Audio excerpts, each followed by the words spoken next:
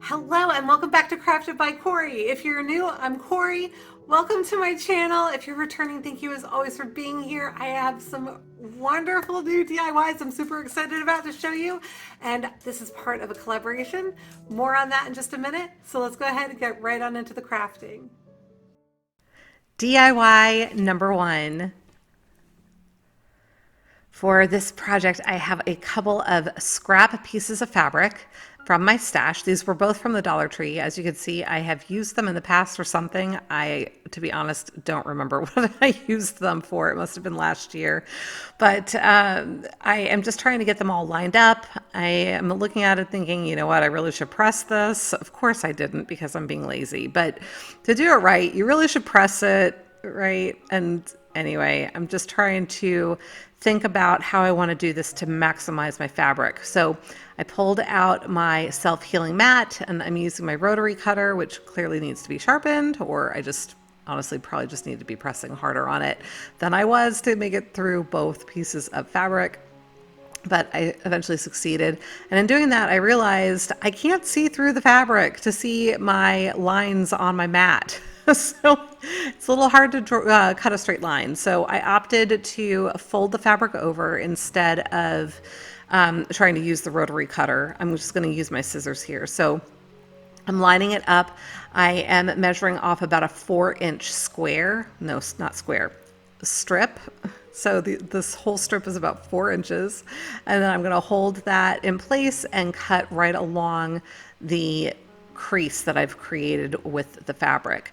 And I'm going to continue to do that with the rest of the fabric until I have as many strips out of this as I can get.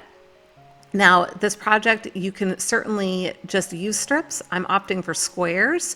So I don't know if you noticed, I had folded the corner down to create a triangle and then cut along that edge that was created. So here, folding it down, and now I'm just going to cut along that edge of the triangle.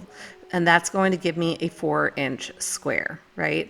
A perfect square, or as close to perfect as I can get, right? So I'm going to go ahead and do that with the rest of the fabric, trying to get as many squares out of this as I possibly can. I did realize that I could use my rotary cutter for this piece, so that's what I did, and it sped things along. And now I am going to lay everything out in a checkerboard pattern. Now, as I said before, you can certainly just use strips, or we call them stripes if you would like. I have opted for the checkerboard pattern. You can also do this with solid colors. You can do a mix of solid and prints. Whatever is going to make your heart happy. This is a great project for using scrap material, scrap fabric. So just getting this all laid out, I ultimately am going to do 5 across and 5 down, but you can certainly make it as small or large as you would like. So 4 times 5 is 20, but when I take my seam allowances in, this probably ends up being closer to, I would say, probably 16 or 17 inches as a finished project, just to give you an idea. So now I'm going to pin a couple of these together, making sure that I'm keeping them in the order that I want, and so that they will also appear upright once they are all put together. So I'm being conscious of my pattern, just because I feel the need to do that. You don't necessarily have to do that, but it's the way I'm doing it. This is also the very first time that I am attempting something like this, at least in a very long time. I had done a similar project in the Girl Scouts back in like 5th grade. And yeah, that was a very long time ago. So I'm just going a little bit slow here. I was hesitant to pin together too much until I was kind of in a groove. And then I was able to kind of move it along a little bit faster. And I figured out it was all fine to just kind of pin it more. But I'm going to run this through the sewing machine, just these 2 squares along that edge that I had pinned. I am using my white thread. You could certainly use another color coordinating thread. I opted for the white because I already had it in the machine, and a lot of these squares have the white background. So I thought it was going to be appropriate. And then I did the same thing with the other 2 squares that I had pinned. And I'm pretty much running them almost right along the right edge of my presser foot. I'm not leaving a whole lot of extra room. There was maybe like 2 millimeters more room on the right side. But I'm being very careful to make sure that I'm using the same seam allowance. I don't know if that's the right word. I want to make sure that my seam is the same on every single piece that I sew together here, because we're going to need to be able to line these up a little bit later. And if my seams are different, things are not going to line up the way that they need to. So you might have seen that once I had the 2 squares sewed together and the other 2 squares sewn together, I've now put those 4 together and I've sewn them together, and just making sure that I'm keeping them in my pattern. So here you can see those are sewn together. The 5th piece out of this particular line from top to bottom, I'm going to pin that last piece to it, and I'm going to sew that together as well. And so I'm going to just keep doing that with all of these pieces, and I'm going to create 5 strips. Okay, so I'm going to do the same thing with the next row that I just did, and then the same thing with the row after that, and so on and so on. Okay, and so here I've got my 5 strips that are all sewn together, and now I'm going to start piecing these together. Now I'm just going to line up these seams, right? So this is where I was talking about needing to make sure your seams are the same all the way through the project, because if they're not, you're not going to have, all your pieces are going to end up being different widths, right? And so you're not going to be able to get your pattern to line up. So just make sure that when you're sewing this, you're doing the same exact amount of seam, whatever that seam is that you decide to make it, and just make sure it's the same. So now I'm going to pin these together. You know, to do it right, I really should be opening this up and pressing each of these. But again, being lazy, it turned out just fine without doing that. But to do it right, you really should press it, open it, each seam, press them, you know. But anyway, I opted not to. So I've got it all pinned together. All 5 of my strips are pinned together. So you can see I got a little braver and was doing more at a time. And that's going to help my project move along faster as well, because now I can sew it all at once too. And again, using the same amount of seam, creating the same size seam on each of these, because that will allow my squares to remain squares. Right? If I were to do a larger seam now than what I had done before, my squares are going to end up being rectangles, right? Not squares. So here it is, all sewn together. I've got the pins taken out.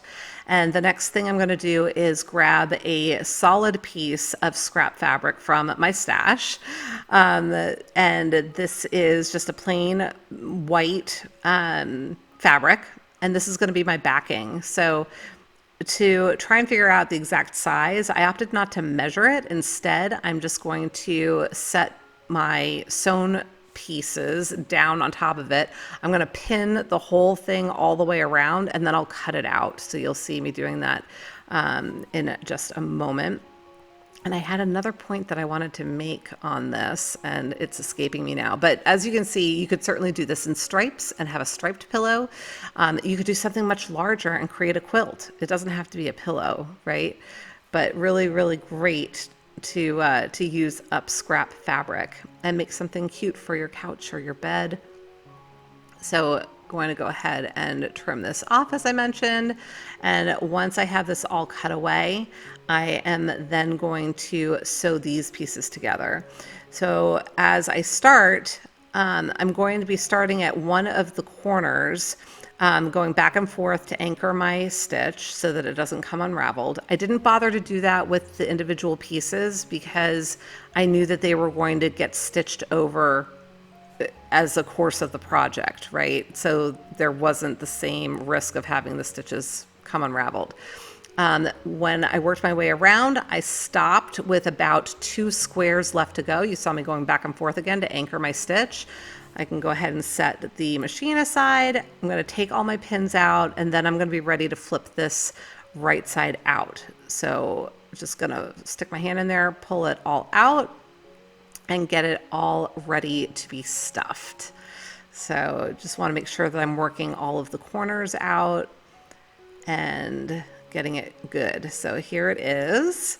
And now I'm going to take my fiber fill and I am going to go ahead and get it stuffed. So like I said, I left those 2 squares open at the bottom, and when we're done stuffing it, we'll sew that up by hand.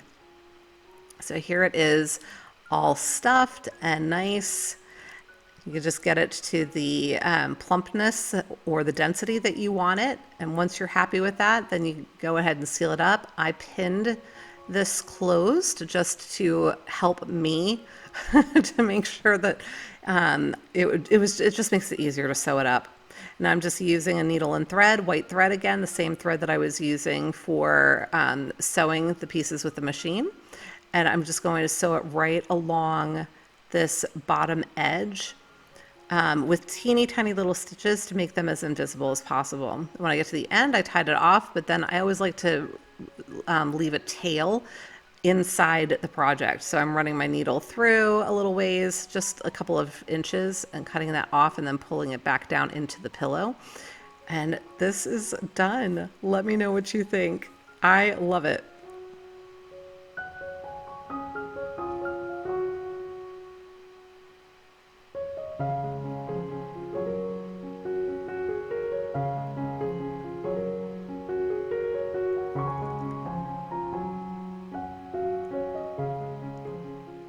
Now, as I mentioned, this is a collaboration. I'm super excited to be crafting with all of these friends. It is a Craft Your Stash collab, so that's what I'm doing today. There is a playlist. I hope you'll check it out. Go see everybody's videos, all the inspiration, and give them a little bit of love from me. This is so much fun. DIY number 2. All right, this is a pool noodle. I really wanted a styrofoam wreath form, but I didn't have one in my stash. So I'm going to find a way or make a way here, right? We are going to go to plan B. So I'm going to create a wreath form out of this pool noodle that's about the size that I wanted. So using a lot of hot glue here, a lot. I'm just going to hold this. I've got it over a piece of parchment paper so that it won't stick to my table. And I'm just going to hold it there until the glue is completely cooled. You got to hold it because otherwise this thing is going to spring apart. So it did try to pull a little bit there. And so you can see I just added a little bit more hot glue, and I'm just going to hold it together until it's completely cooled and secure. So now I have my little wreath form to work with, and I am going to grab out my Adirondack chalk paint, my white Adirondack chalk paint, with, of course, my parchment paper underneath. This is clearly white, yes, but I want the end result to have a certain texture and be uniform in that texture. So grabbed the white chalk paint, and I'm going to be painting 2/4 of this. Now I realize 2/4 equals a half, but I'm not painting all 1/2, if that makes sense. I'm going to paint 1/4 of it on one side, and then I will be painting a second quarter on the other side. So you'll see in just a second. And you can see there is a little bit of a difference with the white. You can totally see where I've got the paint versus not. So I painted that 1/4, and now I'm painting the other quarter. And I was a little off on these, so I just ended up painting a little bit more, and I'm going to be going over it. Now, once it's pretty well dry, I'm coming in with my ocean chalk paint, and I am painting the other 2/4 of our little, I was going to call it an inner tube, but I don't know if that's really the right word for it, because it doesn't have an inner tube to it. But anyway, my little, what do you call this, a lifesaver? I think that's what you call it. But I've got this cord that I am going to be using around the outside of it. I had seen something online that had inspired me to create this. I honestly don't remember where I saw it. It might have been Pinterest. I'm not honestly sure. But I'm just anchoring this in at each of those little, I'm going to call them seams for lack of a better word. So where my paint is matching up. And I wasn't worried about the paint because we're going to be covering that also, right? So obviously I don't have really clean lines where the blue and the white meet up. It's okay, that's going to get covered. So a little bit of hot glue at each of those 4 positions just to keep the cord in place. And now I'm going to anchor it to the back of my project, and I'm going to wrap it and wrap it and wrap it around the tube. I'm going to call it a tube. And I just did it until it looked good to my eye. It ended up being 7 times around. So if you have a different size cord, you might want to do more or fewer wraps. It just really depends on what you're using for your project and how you want it to look. This is strictly for inspiration, and you can certainly do whatever you want to do to make it your own. So once I got it to where I wanted it, just a little bit more hot glue, and I got that set down. And then I did the same thing at the other 3 of the 4 transition points, I'm going to call them. So trimmed that off, hot glued it down. I did then add a little bit more hot glue on each of the ends, only because I wasn't sure if the hot glue had grabbed all of the fibers, and some of them looked like they were fraying a little bit, and I don't want it to come unraveled. So just added a little bit more hot glue to each of those tips. And that was it. I think this is so cute to put on a shelf or something, but let me know what you think.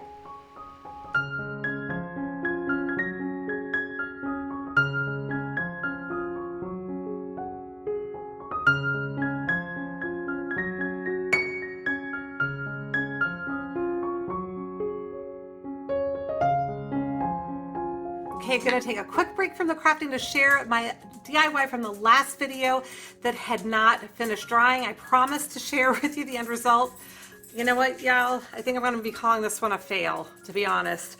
And a lot of it was operator error, I'm gonna say. Now, if you can believe it, these are still not 100% dry. I don't know if you can see this in here, but there's definitely still some wet glue underneath. I had also attempted to use my heat gun to dry them a little bit more quickly, and as a result they came out a little bit yellowed. I don't know if you can see that. I think I actually ended up burning the glue a little bit. So, and it's also very wrinkled, if you can see that around the glass stones, and you know, around the sea glass as well. So I'm going to call this one a fail on my part. Definitely not happy with the end result. If I had to do it again, I would put a thin layer of glue down, set my sea glass or my glass beads, and let that dry, and then perhaps use some additional glue in the crevices and let that dry, and maybe layer it, that sort of an approach. But yeah, kind of bummed that these didn't work out, because I had a really amazing vision in my head. So, you know, they can't all be successes, right? Goes to show you, I have failures too. So anyway, let's go ahead and get back into the crafting. DIY number 3. All right, I have from the Dollar Tree some of these little cutout wooden turtles, some glass beads, and this, I'm going to call it a shadow box because it technically is, but it's a finished piece that we are going to give an overhaul to. So I started out by taking off the back of it. It just pops right out. Just want to be delicate with it. And then I am going to, I guess, inspect it. I'm going to pop the glass out and set that aside for right now. The frame here, I'm going to give a good couple of coats of Adirondack white chalk paint. So I'm going to go ahead and do that. And while that is drying, I am pulling out my pool, ocean, and I think it was, oh my God, agave, yes. And I'm going to paint each of my little turtles one of these colors. So agave, pool, and ocean. And while those are drying, I've got out my little Dollar Tree razor blade, and I'm going to scrape off the lettering that was adhered to the inside of my little, the glass for my little shadow box here. So getting that all cleaned up, and then I'll set that aside. So now I realized I want to paint the inside of the frame, and I was able to just flip the inside, the backing around. Now you could certainly remove it. It just had a little screw. I opted to just flip it around, and now I'm just flipping it back really carefully, trying not to get paint on it. And it worked out actually just fine, swimmingly, pun intended. So, and now I am grabbing some of the little glass beads. I'm trying to decide if I want them to be the same color as the paint or if I want to kind of mix them up a little bit and make them different. I opted to go with the complementary colors versus making them different. So these are going to be their little tortoise shells. And once I had those picked out, just dropping a little bit of hot glue for each of these and pressing down the little glass bead on the turtle's back and just getting them complete here. I suppose I probably could have given them little eyes, but I opted not to. So the next thing I am going to do is kind of line them up inside my frame. Now you might be wondering why I've got that black still showing. That's actually going to get hidden by the outer frame. You'll see in just a minute. But right now I'm taking this, these are pop dots, I think is what they're called. They're essentially foam tape, double-sided foam tape, and I'm popping these onto the underbellies of my turtles so that I can adhere them to my little shadow box. Now I opted not to do anything with the inside because that kind of natural wood grain I thought looked a little bit like sand, so I figured it was the right color, and I was just going to leave it. You can certainly paint it or do something else with it if you choose. I opted not to. So now I had the glass popped back into the outer frame. I'm dropping my inner frame in, and you'll see in just a moment as I get this all popped back in that the black is nowhere to be seen when we flip this back around. There you go.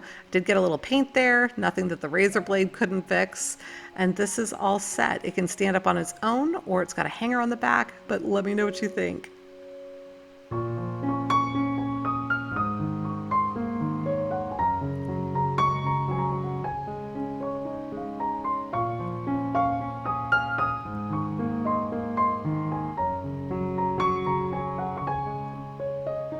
And now it's time for a shout out timeout. Cute, Kathy. I love the watermelon theme you've got going on here. These are adorable. Thank you for sharing. I would love to give you a shout out as well. If you have interest, just send me an email at craftedbycorie@gmail.com. DIY number 4. All right, this is a piece also found at the Dollar Tree, some Dollar Tree sand. I wasn't quite sure if I was going to use the green and the red just yet, so I set them aside for a moment. I've got just a black paint marker. I was darkening up our little whale's eye, and now I have my school glue out. So I am essentially going to be coating that little whale with school glue. I've got a stiff small brush here as well to help me out with spreading that glue around. I want a nice even coat all over my little whale. And then we're going to be applying some of that blue sand to the whale. So a different kind of sand art. It's funny, when I think of sand art, I think of the glass vases or jars or wherever where you pour the different colors of sand in and you use like a skewer to make designs, and this is a different kind of sand art. So once I've got the surface covered where I want the sand, I'm going to go ahead and just dump a generous amount. I'm doing this over parchment paper, so the thought is, and I had a little bit of a struggle later, you'll see, but the thought is I'm going to be putting that back in the bag in a little bit once I knock it all off onto the parchment paper. But in the meantime, I wanted to let that sit for just a little bit. So in the meantime, I'm starting in with the next row, and I'm just doing the letters with the glue, and I'm applying the glue kind of sparingly and then using my brush to fill in where it needs to be to make sure that I'm covering all of the letters. So once I've got that covered, I'm going to come in this time with, I guess I decided I really needed to knock off the blue before I started applying another color. Yes. So, but now I've just put down another piece of parchment paper because I wanted to get this done before the glue dried. So I am trying to work relatively quickly here. So while that's sitting, now I'm coming in with the blue, and I ended up just dumping it all over my table. That's just brilliant, right? So leave it to me to make a mess. You know, it's the best laid plans, but then if I'm not 100% careful about what I'm doing, I end up with a mess. So anyway, I got most of it back into the bag for the next time. Now I'm going to go ahead and once I have my parchment clean of blue, I'm going to go ahead and drop off my green. And moment of truth, did it work? Yes. I think this looks so cool. So I've got that all situated. I made sure that my bag was large enough for me to be able to drop the rest of that excess sand back in there. I was successful in this attempt. So, oh goodness. I'm gonna go ahead and vacuum up the rest of that blue. And now I'm gonna move on to that last area. And these letters are a little bit wider, so it did make it a little bit easier. But the same process, right? I'm just going to go ahead and apply the glue somewhat sparingly, but I want to make sure that I have enough there. So just using my brush again to get everything situated, making sure that the glue is where I want it. And I am doing just the and me right now. I'm going to leave the star for a little bit later, doing more of the blue here. So again, same process. This isn't hard. It just takes a little bit of time and patience, right? Be kind to yourself with the letters because some of them are a little bit thinner. So just use a thin brush and you can certainly do this. You can absolutely do this. And this could be a fun project to do with kids also, right? There's no harm in a little school glue and sand. And they could even make their own designs with it, right? Or you could do it with coloring pages that you back up on like foam core board or something. I don't know, just a thought. But clearly you see I did the same process using the red for the little starfish. And this is it, you guys.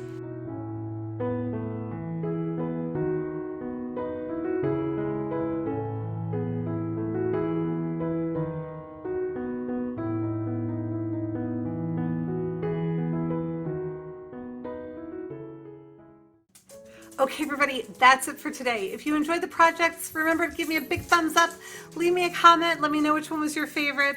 Be sure to check out the playlist. There is going to be tons of great inspiration. And until the next time, be well, be kind, and make it a great day. Thank you so much for watching. Take good care. Bye. Pitter patter little feet all around me today.